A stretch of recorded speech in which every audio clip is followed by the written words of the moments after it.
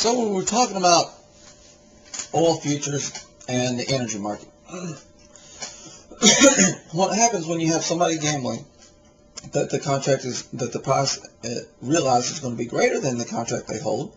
You always have another person gambling that the contract, or the realized price, I'm sorry, is going to be less than the value of the contract that they hold. So you always have this 50-50 winners and losers. And what ends up happening is people that are good at knowing the market, people that are good at what they do, their job is to know the market. They're speculating on the market. People that are good at what they do are rewarded, and people that are not good at what they do, in this case predicting the oil market, are punished. If that speculator, that entrepreneur, holds a contract for oil at $128 a barrel for August, there's no obligation for ExxonMobil or any other producer of oil to sell him that oil at $128 a barrel. That is not the market price. That is a contract price. And so they will sell him oil based upon the market price at the time of delivery. And if he is wrong, we talk about all these speculators driving it up, driving it up, driving it up. If he is wrong, he will be crushed. He will be thrown into bankruptcy or into debt on that particular trade. And if it happens enough, he will go out of business.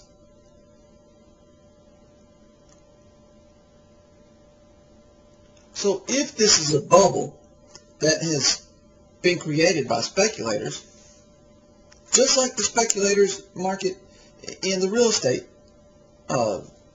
bubble in California and Nevada, Arizona and Florida, when people begin to buy excessively and push up the price based on speculative buying, they had no intention of holding or owning those homes. Eventually people realized the price was too high and the floor was cut out from underneath them, and the actual realized prices, were so much lower than the prices they had contracted at that they were unable to fulfill the obligations of the contract. And in other words, they couldn't pay their loan.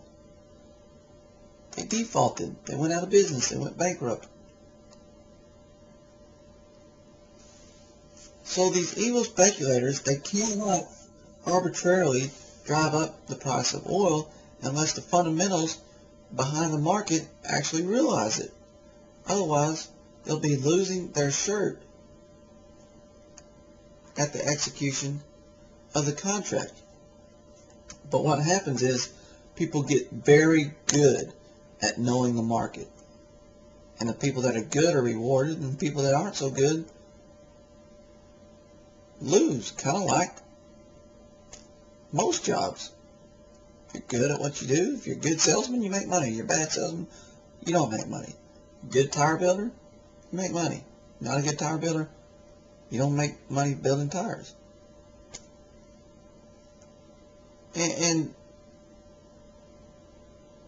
But they get very good at it. But what they can't do, speculators are always gambling against producers. And I guess to a certain degree against consumers, what they will pay. But they're gambling against producers. And who do you think has the more concentrated knowledge on how much oil will be produced, what the market conditions will be, what the market for oil is? Do you think it's a person that has spent billions and billions of dollars investing in equipment and drilling and capital and human labor resources in the oil market? Or do you think it's a person that is trying to guess the oil market?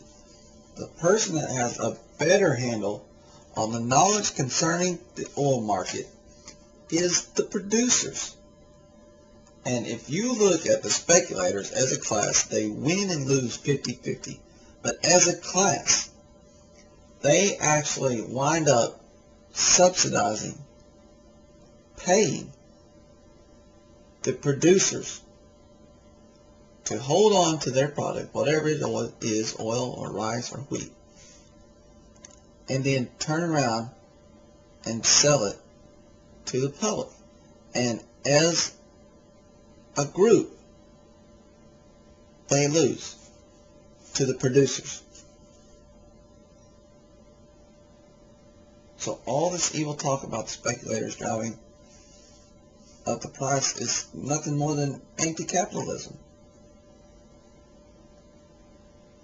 The speculators serve a social function of regulating the price of oil, making it available to consumers throughout the year at a reasonable price that's not subject to the volatile fluctuations of the market. And it may seem volatile, but the realized prices, the actual prices, are much more volatile than the prices of the contract, because the prices of the contract more or less have an ebb and flow.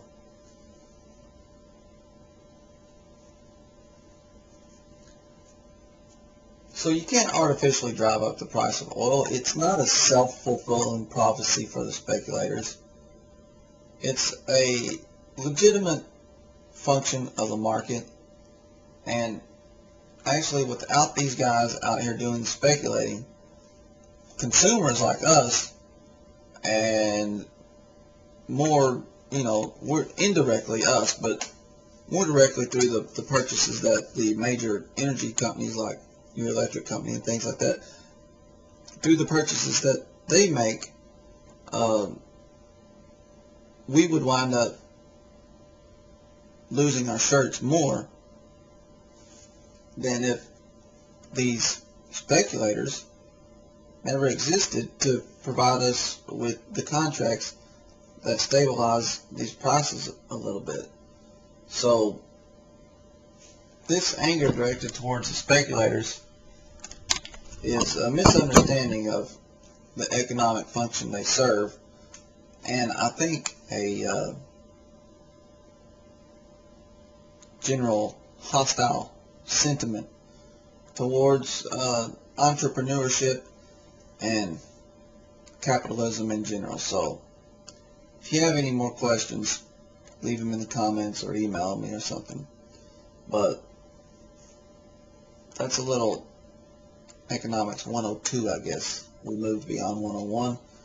And that's an Economics 102 on oil futures and speculators and the energy market.